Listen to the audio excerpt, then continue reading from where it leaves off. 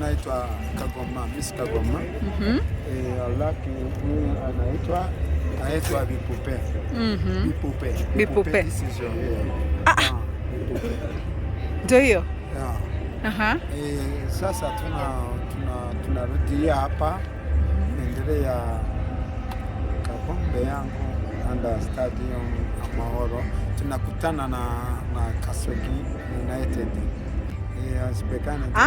Nye Rayon Sports. Yeah, this is Rayon Sports. And Al Hilal. Al Hilal. Yeah. Koyambara na Rayon Sports. And Al Hilal, this is rafiki yetu. Rafiki yenu nani? Rayon Sports. Rayon Sports. Rafiki yenu. Tunapenda sana Al Hilal, tunapenda tunapenda Gor Mahia. Tanzania tuko na Yanga, Simba, Azam. Okay, thank you. Abakinyi dukunda ni bose ama sasa amazina hera mwizamu jina lake ya Rayon Sport anasema tuseme team wachezaji. Mimi napenda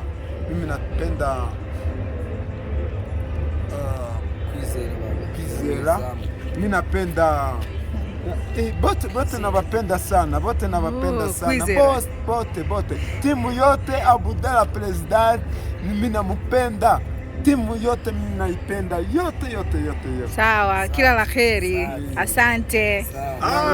Kagoma umeseneza. Utavuga neza Kiswahili. Mimi naiko mzuri sana. Uko mzuri sana? Yeah. Weruka Tanzania jana. Chaje wanga kakonori rudei. Gwirano. Weruka Tanzania jana. Tanzania mwaka washize. Cyari nyine.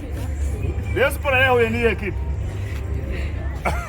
Rayon Sports versus Singida Black Stars. Jambazi Complex. Weruka Okay. Kasogi United urayiha amahirwe cyangwa ni Rayon Sports? Ntabwo Rayon Sports igiye gutera amabi.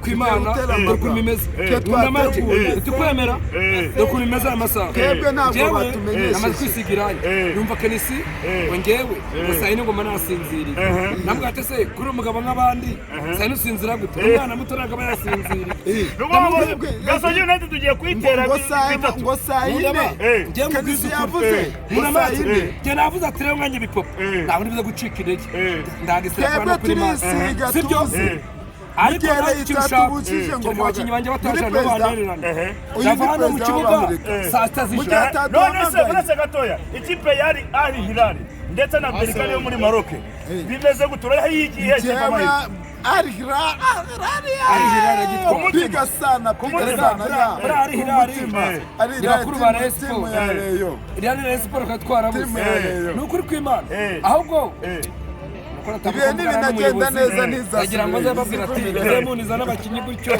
mbona uburyo nipfura sawa azaza nibiye byinshi. Mimi nakupenda sana uyu wanamita Nkunda Mache president abashyushya rugamba mimi nakupenda sana. This is President Hooligan Rayon Sports from Rwanda and the Rayon Sports and the Rwanda Amavubi. Thank you very much. Thank you. Wowe uri mu biganiro